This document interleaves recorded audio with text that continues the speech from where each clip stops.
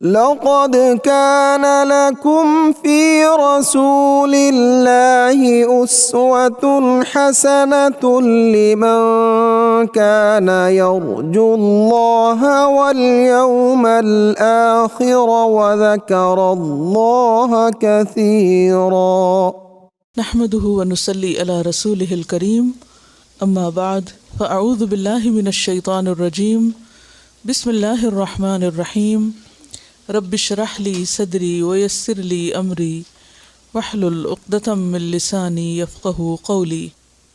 غصہ، اینگر. جعفر بن محمد کہتے ہیں کہ الغضب مفتاح کل شر، غضب یا غصہ ہر شر کی کنجی ہے، یعنی غصے سے بہت سی برائیاں جنم لیتی ہیں. عبداللہ بن مبارک سے پوچھا گیا کہ آپ حسن اخلاق کو ہمارے لیے ایک کلمے میں بیان کر دیں کہ حسن اخلاق کس چیز کا نام ہے، اچھا اخلاق کس کو کہتے ہیں؟ فرمایا ترک الغضب، غصہ چھوڑنا، غصہ چھوڑ دینا، یہی حسن اخلاق ہے. حسن بصری کہتے ہیں کہ جس شخص میں 4 صفات پائی جائیں اللہ نے اسے شیطان سے بھی بچا لیا اور جہنم کی آگ بھی اس پر حرام فرما دی. اور وہ 4 چیزیں کیا ہیں؟ کہ آدمی اپنے نفس پہ قابو رکھے، رغبت، خوف، شہوت اور غضب کے وقت. رغبت کا کیا معنی ہوتا ہے؟ کسی چیز کی طرف میلان ہونا. خوف، ڈر. شہوت جیسے نفسانی خواہشات ہوتی ہیں. اور غضب، غصہ. اگر ان 4 مقامات پر انسان اپنے آپ کو سنبھال لے، اعتدال میں رکھے، تو ایسا انسان شیطان کے شر سے، شیطان کے ہتھ کنڈوں سے اور جہنم کی آگ سے محفوظ ہو جاتا ہے. عربی زبان میں غضب یا غصے کے لیے مختلف الفاظ استعمال ہوتے ہیں اور اس کے درجے بھی مختلف ہوتے ہیں. پہلا درجہ ہے سخت کا، سین خا طا. سخط کا معنی ہوتا ہے خلاف مرضی کام کرنا، مرضی کے خلاف کام کرنا، اور سخت کہتے ہیں ناپسندیدگی. یہ غصے کا پہلا درجہ ہوتا ہے کہ جب کسی کی کوئی بات یا کوئی کام آپ کو اچھا نہ لگے، یو ڈونٹ لائک اٹ. تو جو بات آپ کو اچھی نہیں لگتی تو اس پر آپ کے اندر کیا ری ایکشن ہوتا ہے؟ اریٹیشن ہوتی. ضروری نہیں کہ آپ ظاہر کریں یا نہ کریں، لیکن یو گیٹ اریٹیٹڈ. مثلاً آپ لکھ رہے ہیں اور کوئی کہیں شور آ رہا ہے کہیں سے، یا ساتھ والے نے کوئی آپ کو ایک کونی لگا دی یا زور سے کتاب پلٹ دی، تو کیا ہوتا ہے؟ You don't like it and then you get irritated. تو یہ جو کیفیت ہے یہ کیا ہے؟ سخت. اور بعض نے یہ بھی کہا ہے کہ بڑے کا چھوٹے کے عمل پہ ناراض ہونا یہ بھی سخت ہے. جیسے ماں باپ بچوں کی کسی بات پر ناپسندیدگی کا اظہار کریں، تو یہ بھی اسی درجے میں آتا ہے. دوسرا درجہ ہوتا ہے غیظ، غین یا ضا. ایسی ناراضگی جو انسان کا دوران خون تیز کر دے. کہتے ہیں نا I'm boiling. تو جب آپ کا خون ابلنے لگے، خون تیز ہو جائے، تو یہ غیظ ہوتا ہے. یہ دوسرا درجہ ہے، اریٹیشن سے آگے. اس کا تعلق اپنی ذات سے بھی ہوتا ہے، یعنی بعض اوقات انسان اپنی ہی کسی عادت پر، اپنی ہی کسی بات پر غضبناک ہوتا ہے. اور اس میں ضروری نہیں ہوتا کہ انسان پھر کوئی آگے کارروائی کرے یا نہ کرے. یعنی جیسے پہلے درجے میں بھی ضروری نہیں کہ کوئی ری ایکشن ہو، دوسرے میں بھی یعنی غیظ میں بھی ضروری نہیں کہ کوئی ری ایکشن ہو. اس میں کیا ہوتا ہے کہ انسان اگنور بھی کر سکتا ہے، کنٹرول بھی کر لیتا ہے. لیکن اس کے بعد اگلا درجہ ہے غضب کا، جس میں انسان ری ایکشن ظاہر کرتا ہے. اور یہ غصے کے لیے عام لفظ بھی ہے، کیونکہ بہت کم ایسا ہوتا ہے کہ کسی کو غصہ آئے اور پھر وہ ری ایکشن ظاہر نہ کرے. تو انتقام پہ اتر آنے کے لیے لفظ غضب آتا ہے، یعنی غضبناک ہو کر انتقام پہ اترنا. اس کے بعد حرد کا لفظ بھی آتا ہے، ہا را دال. ہا را اور دال، حرد، ناراض ہونا، منع کرنا. غصے کی وجہ سے انتقامی کارروائی کی کیفیت. لیکن یہ غصے کے بعد کی کیفیت کا نام ہے ایک طرح سے، یعنی غصے کے بعد جو کچھ انسان کرتا ہے اس کے لیے حرد کا لفظ آتا ہے. حرد غصہ نہیں ہوتا، یعنی غصے کا جو آؤٹ کم ہے یا اس کے بعد، یعنی آفٹر اینگر جو کچھ انسان ریاکشن ظاہر کرتا ہے اس پر. قرآن مجید میں یہ لفظ آیا ہے وَغَدَوْا عَلَى حَرْدٍ قادرین. تو غصہ کیا ہے؟ دراصل انسان کے اندر ایک ایسا ایموشن نیگیٹولی جس کا اظہار یا منفی اظہار انسان کے لیے مشکلات کا باعث بنتا ہے. یعنی پہلی بات تو یہ ہے کہ غصہ ہر ایک کرتا ہے، ہر ایک کے اندر ہے. دس از ویری نیچرل. کوئی شخص ایسا نہیں کہ وہ غضبناک نہ ہو یا غصہ نہ کرے. اور اللہ سبحانہ وتعالیٰ نے ہر بندے کے اندر اس کے دفاع کے لیے اپنی عزت، آبرو، اپنے دین، ایمان، اپنے خاندان، اپنے مال، اس کے دفاع کے لیے ایک ایسی چیز رکھ دی ہے کہ جب بھی ان میں سے کسی ایک چیز کو کوئی نقصان ہونے لگتا ہے تو انسان فوری طور پر غصے میں آتا ہے. تو ان چیزوں کے دفاع کے لیے انسان کے اندر، یعنی خواہ وہ اپنی ذاتی عزت ہو یا مال ہو یا اولاد ہو یا پھر دین ایمان ہو یا دین سے متعلق کوئی بھی چیز ہو، جیسے قرآن مجید ہے یا نبی صلی اللہ علیہ وسلم کی ذات ہے یا کوئی بھی چیز جو ہمیں پیاری ہو، یعنی جن چیزوں کو ہم قیمتی سمجھتے ہیں ان کا نقصان ہم برداشت نہیں کر سکتے. تو اس نقصان سے بچنے یا بچانے کے لیے انسان کا جو ریاکشن ہوتا ہے اس میں غصہ کام آتا ہے. بعض اوقات آپ بچوں کے ساتھ کہیں جا رہے ہوتے ہیں تو وہ کوئی ایسی حرکت کرتے ہیں راستے میں کہ جو ان کے لیے نقصان دہ ہو سکتی، تو آپ کیا کرتے ہیں؟ غصے سے ان کا بازو پکڑ لیتے ہیں، ایک دو سنا بھی دیتے ہیں. تو یہ بھی دراصل کیا ہے؟ دفاع، پروٹیکشن. اسی طرح اگر آپ کو کوئی برا بھلا کہتا ہے تو جواباً آپ اپنے آپ کو بچانے کے لیے کیا کرتے ہیں؟ کوئی جوابی کارروائی کرتے ہیں، بات کرتے ہیں. پھر اسی طرح کوئی کسی آپ کی مادی چیز کو کوئی نقصان پہنچانے لگتا ہے، مثلا کوئی کچھ چرانے لگے یا اٹھانے لگے، تو بھی آپ کے اندر کیا احساسات پیدا ہوتے ہیں؟ غصے کے. تو ان مختلف مقامات پر جو آپ کا ریاکشن ہوتا ہے وہ غصہ کہلاتا ہے. یعنی غصہ فائدہ مند بھی ہے. غصہ صرف ایک نیگیٹو چیز نہیں ہے. اللہ نے کسی مقصد کے لیے غصہ ہمارے اندر رکھا ہے، اور غصہ قوت کا سبب بھی بنتا ہے.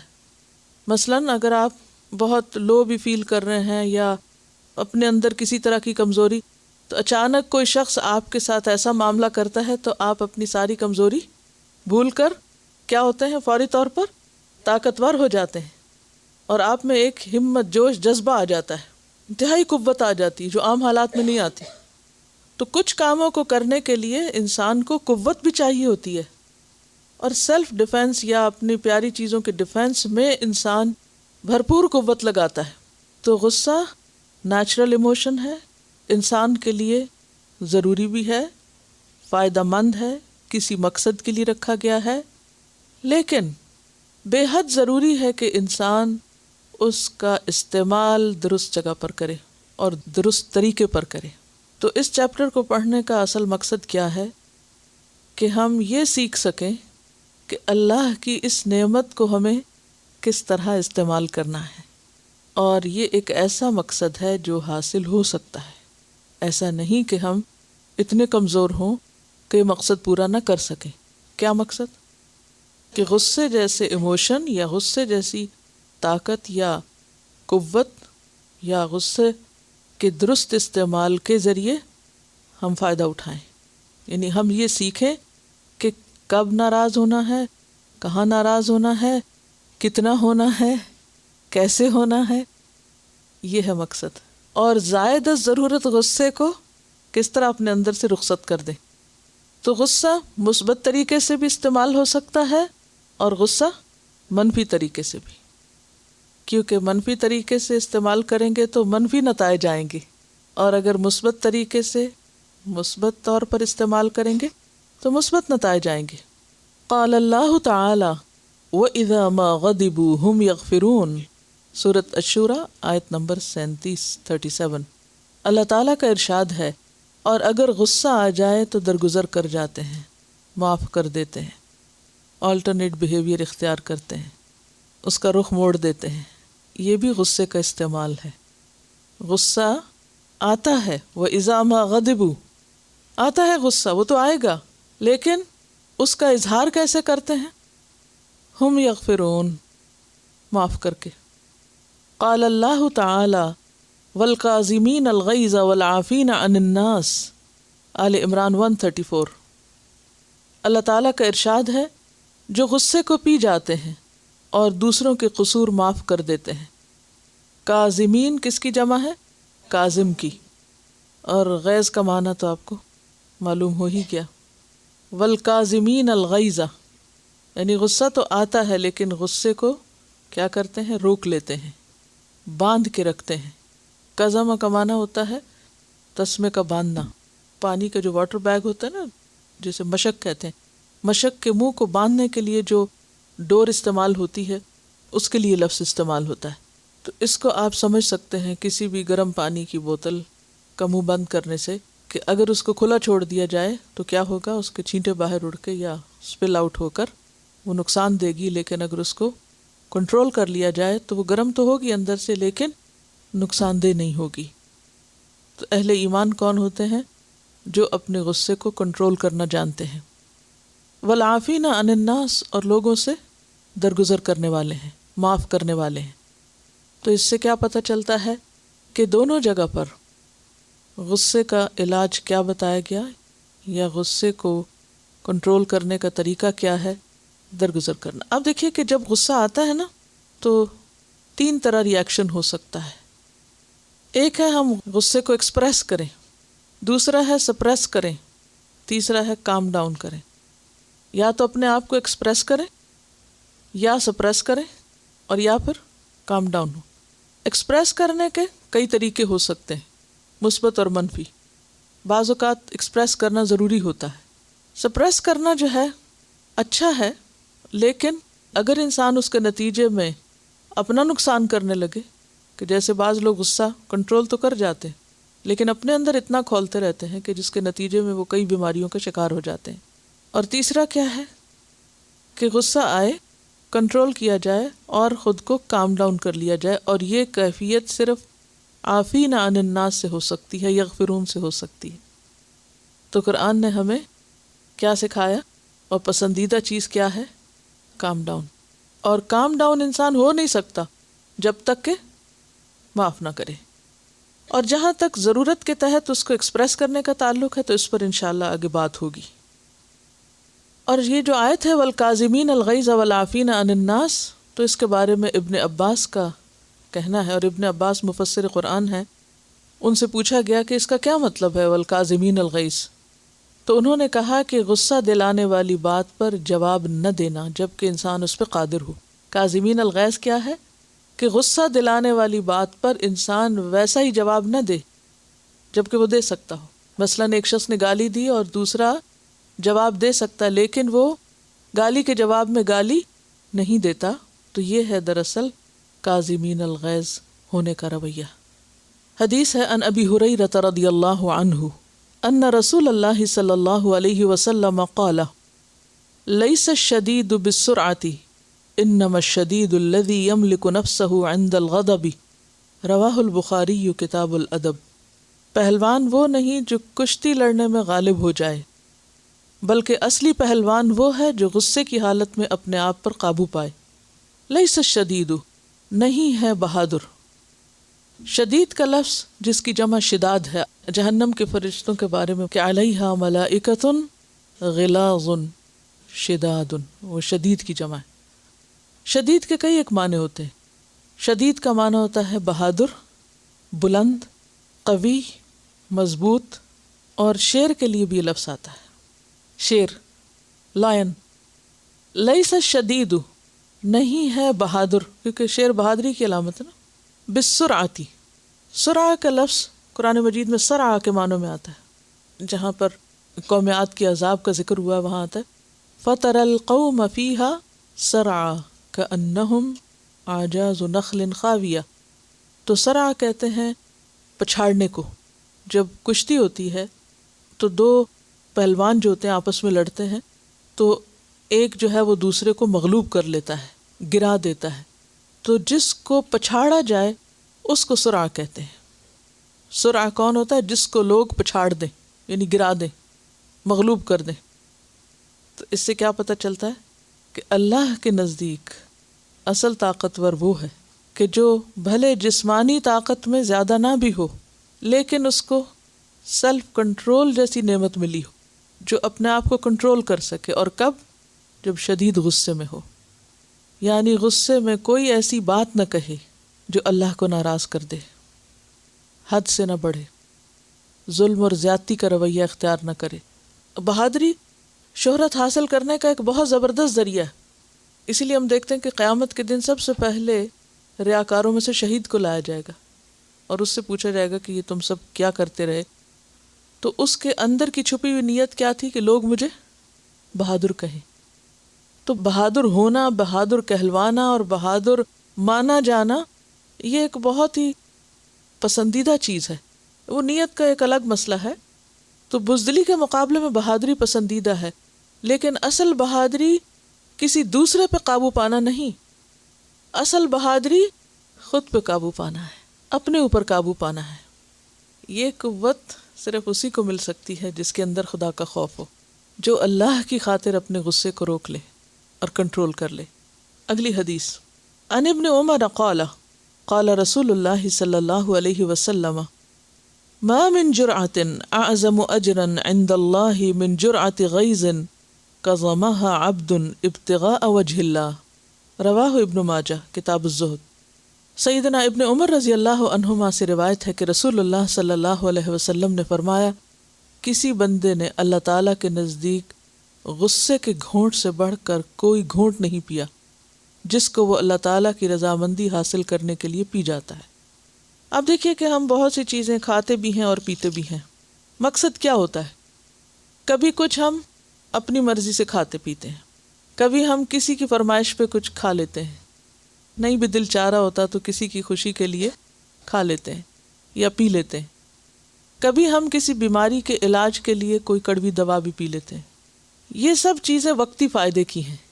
کسی میں نفس کی خوشی، اپنے دل کی خوشی، کسی میں دوسرے کی خوشی، کسی میں صحت کی ضرورت یا صحت کی طلب. لیکن ایک گھونٹ انسان اللہ کی خاطر پیتا ہے جس کے پینے میں اللہ کی رضا حاصل ہوتی ہے، اور وہ گھونٹ غصے کا گھونٹ ہے. اور آپ نے دیکھا ہوگا کہ غصے کے وقت خاص طور پر جو جذبات کنٹرول کیے جاتے ہیں وہ بالکل اس سے مشابہ ہوتے ہیں جیسے کوئی انسان چیز نگل رہا ہو، ایک نگلنے کی کیفیت محسوس ہوتی. اسی لیے آپ دیکھیے کہ یہ جو غصہ کا لفظ ہے، اس کا لفظی معنی ہوتا ہے گلے میں اٹکنا کسی چیز کا. وَطَعَامًا ذَا غُصَّةٍ سورۃ المزمل میں آتا ہے نا، حلق میں پھنسنے والا کھانا جہنمیوں کے لیے جو ہوگا، اندر نہیں نگل سکیں گے، اس کو تکلیف دہ ہوگا اس کا نگلنا. تو غصے میں انسان کا دل کیا چاہتا ہے کہ جو اس کے دل میں ہے اسے کیا کرے؟ باہر نکال دے، یعنی ایکسپریس کرے، اور کسی بھی طرح اس کو بس بتا دے دوسرے کو. اب بعض اوقات انسان کا ایسی باتیں کرنا اس کے لیے زیادہ نقصان کا سبب بن جاتا ہے. پہلے اگر کم نقصان تھا تو غصے کے اظہار کے بعد زیادہ نقصان ہو جائے گا. اور عمومی طور پر جو لوگ اس معاملے میں سمجھدار نہیں ہوتے وہ کبھی بھی اچھے ریلیشن شپ نہیں رکھ سکتے. غصہ کنٹرول کرنا اچھے ریلیشن شپ کے لیے بے حد ضروری ہے. جب بھی آپ کا لوگوں کے ساتھ معاملہ ہوگا تو لوگوں کی بہت سی باتیں آپ کو ناپسند ہو سکتی ہیں، آپ کو بری لگ سکتی، آپ کو اوفینڈ کر سکتی. ایسے موقع پر بعض لوگ اپنا رائٹ سمجھتے ہیں، حق سمجھتے ہیں کہ اگر دوسرے نے ایسا کیا تو میرے پاس بھی حق ہے کہ میں بھی اپنا معافی ضمیر بیان کروں، جو میرے دل میں ہے پھر میں بھی. اور عام طور پر آپ نے دیکھا ہوگا جوابی اظہار عموماً حد کے اندر نہیں ہوتا، انصاف پر مبنی نہیں ہوتا، کیونکہ غصہ اس وقت تک ٹھنڈا نہیں ہوتا جب تک انسان پھر زیادتی کرنے والوں میں شامل نہ ہو جائے. تو اس لیے افضل کیا ہے کہ انسان اسے پی جائے. والکاظمین الغیظ، جب جواب دے سکتا ہو کسی کی بات کا تو وہاں خاموشی اختیار کر لے اور جواب نہ دے. تو ایسا رویہ اللہ کے نزدیک انتہائی پسندیدہ رویہ ہے. یعنی بعض اوقات آپ واقعی فزیکلی محسوس بھی کریں گے کہ جیسے کچھ چیز سویلو کر رہے ہیں آپ، اگرچہ وہ احساسات سے تعلق ہے لیکن آپ کی باڈی بھی اس میں انوالو ہو جاتی. یعنی جیسے وہ ایک پہیلی بجھوائی جاتی ہے نا کہ وہ کون سی چیز ہے جو حرام ہے لیکن اس کے پینے میں ثواب ہے، تو وہ غصے کا گھونٹ ہے۔ اگلی حدیث، عن سہل ابن معاذ عن ابیہ ان رسول اللہ صلی اللہ علیہ وسلم قال من کظم غیظا وهو قادر على ان ينفذه دعاه اللہ یوم القیامت على رؤوس الخلائق حتى يخيره من ای الحور العین شاء، رواہ ابی داود کتاب الادب۔ عن سہل ابن معاذ، سہل بن معاذ رضی اللہ عنہ سے روایت ہے، ان ابیہ وہ اپنے والد سے روایت کرتے ہیں، ان رسول اللہ بے شک رسول اللہ صلی اللہ علیہ وسلم نے قال فرمایا، من کظم جس نے نگل لیا، غیظاً غصے کو، وہو قادر حالانکہ وہ قادر ہے، علی اس بات پر، ان ینفذہ کہ وہ اس کو نافذ کر لے، یعنی اسے نکال لے، دعاہ اللہ بلائے گا اس کو اللہ، دعوت دے گا اس کو اللہ، انوائٹ کرے گا اس کو اللہ، یوم القیامت قیامت کے دن، کہاں؟ علی رؤوس الخلائق مخلوق کے سروں پر، یعنی مخلوق کے سامنے، ساری مخلوق کے سامنے اس کو بلائے گا۔ جیسے عام طور پر کوئی گیم ہوتی ہے نا، وہ جو وکٹری سٹینڈ پر لوگوں کو کھڑا کرنا ہوتا ہے تو اناؤنسمنٹس ہوتی ہیں، تو ایسے لوگ پوری مخلوق جو اس وقت اکٹھی ہوتی ہے اس کے سامنے آ کے بہت سینہ تان کر کھڑے ہوتے ہیں کہ ہم کامیاب ہیں۔ تو قیامت کے دن بھی اتنی مخلوق میں سے اللہ سبحانہ وتعالیٰ ان لوگوں کو پکارے گا اور ان کو بلا کے سب کے سامنے لائے گا کہ یہ ہیں غصہ پینے والے، اور پھر اسے کیا کہے گا؟ حتیٰ یخیرہ، یہاں تک کہ اس کو اختیار دے گا پسند کرنے کا۔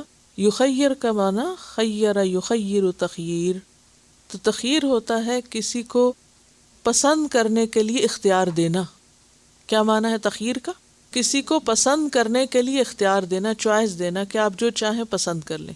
من ای الحور العین، کوئی بھی حور عین، شاء جو وہ چاہے، کیونکہ ایک مرد کے لیے سب سے زیادہ جس چیز میں اٹریکشن ہے وہ کیا ہے؟ عورت۔ قرآن مجید میں آتا ہے زین للناس حب الشہوات، تو نمبر 1 کس کا ذکر آتا ہے؟ من النساء والبنین والقناطیر المقنطرۃ من الذہب والفضۃ، تو بس اسٹیپ بائی اسٹیپ باقی چیزیں بھی آتی ہیں۔ تو یہاں پر ایک طرح سے شوق دلایا جا رہا ہے کہ جو شخص اپنے غصے پر کنٹرول کرنے پہ قادر ہے تو قیامت کے دن اس کو اتنا بڑا ریوارڈ ملے گا۔ اور خاص طور پر مردوں ہی کا انعام کیوں بتایا گیا اور مردوں ہی کا ذکر کیوں بتایا گیا؟ کیونکہ عورت کی نسبت مرد کو اختیار زیادہ ہوتا ہے غصہ ظاہر کرنے کا بھی، بلکہ عام طور پہ کیا سمجھا جاتا ہے، یعنی وہ مرد ہی نہیں جس میں غصہ نہ ہو یا وہ غصے کا اظہار نہ کرے۔ اکثر مرد جب بہت زیادہ غصے کا اظہار کرتے ہیں یا بہت گھروں میں فساد کی کیفیت پیدا ہو جاتی ہے تو بڑے کیا سمجھاتے ہیں، مثلا نئی نئی شادی ہوتی ہے لڑکیوں کی، وہ پہلے باپ بھائی دیکھے ہوتے ہیں جو سب لاڈ کر رہے ہوتے ہیں، اس کے بعد جب شوہر سے واسطہ پڑتا ہے تو اب ظاہر ہے کہ وہ بھی ابھی لاوبالا نوجوان ہے، تو عموماً کیا ہوتا ہے چھوٹی چھوٹی بات پر غصہ کر جاتا ہے، تو پھر مائیں کیا کہتی؟ صبر کرو، لڑکے ایسے ہی ہوتے ہیں، لڑکے ایسے ہی ہوتے ہیں، ایک حقیقت ہے یہ۔ تو اس میں پھر کیا ہوتا ہے کہ عموماً عورتوں کو کیا کہتے ہیں؟ اچھا تھوڑا اور صبر کرو، ٹھیک ہو جائے گا، سب ٹھیک ہو جائے گا۔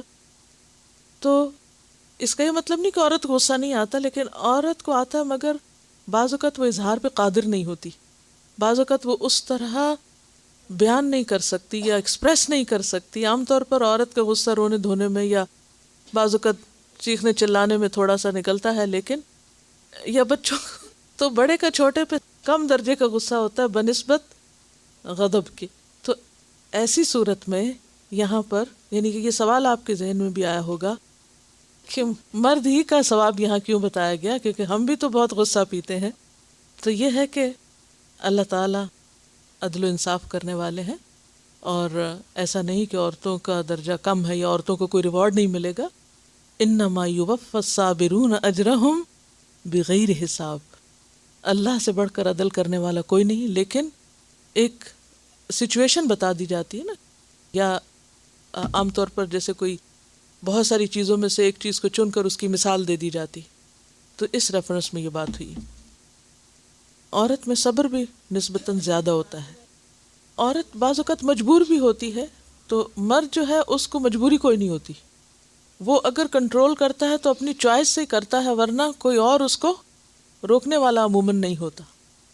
بائی نیچر بھی مرد اور عورت کا چونکہ رول فرق ہے، چونکہ مردوں کے لیے چیلنجز باہر کے بہت زیادہ ہیں، تو ان سے جو رول ایکسپیکٹڈ ہے وہ مختلف ہے عورتوں کی نسبت۔ اگلی حدیث، عن ابن عباس عن النبی صلی اللہ علیہ وسلم انہ قال علموا ویسروا ولا تعسروا وَإِذَا غَضِبَ أَحَدُكُمْ فَلْيَسْكُتْ۔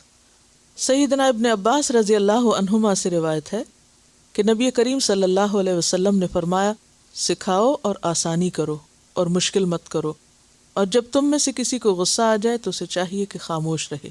ایک اور روایت بھی اس سے ملتی جلتی ہے ابو موسیٰ اشعری کی، وہ بھی متفق علیہ روایت ہے جو بخاری اور مسلم میں آتی ہے کہ کان رسول اللہ صلی اللہ علیہ وسلم اذا بعث احدا من اصحابہ فی بعض امرہ، کہ نبی صلی اللہ علیہ وسلم جب اپنے ساتھیوں کو کسی کام کے لیے بھیجا کرتے تھے، قالا تو کیا فرماتے، بشروا خوشخبری دیا کرو، ولا تنفروا اور نفرت نہ دلاؤ، لوگوں کو بھگاؤ مت، ویسروا اور آسانی پیدا کرو، ولا تعسروا اور مشکل پیدا نہ کرو۔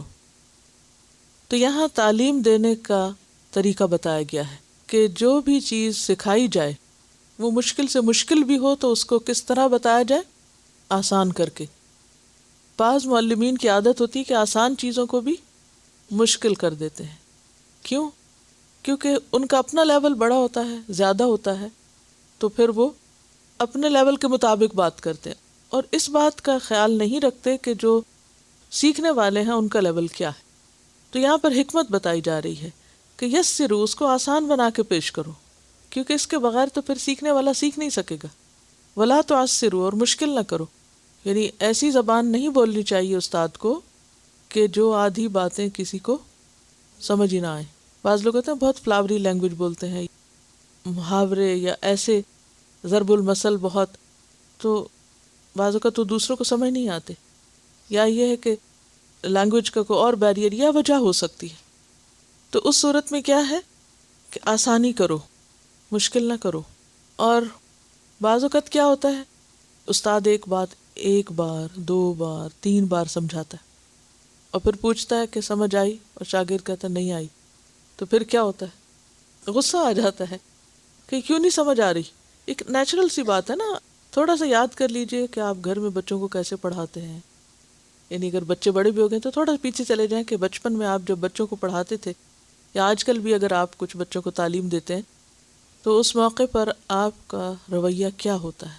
خصوصاً آپ دیکھیے کہ جو دینی طبقہ ہے وہ نبی صلی اللہ علیہ وسلم کی اسی سنت کو بھولے ہوئے ہے، یعنی دنیاوی تعلیم کے لیے آپ کو اچھے سے اچھے استاد مل جائیں گے، لیکن جو ہی دینی تعلیم کی بات آتی ہے، قرآن مجید کی تعلیم اور اس سے آگے بڑھ کر حفظ کی تعلیم، تو اس میں تو کیا سمجھا جاتا ہے کہ مارنے کے بغیر حفظ ہو ہی نہیں سکتا، یعنی یہ ایک اس کو اتنا مان لیا گیا ہے ایک فارمولے کے طور پر کہ بس یہی علاج ہے۔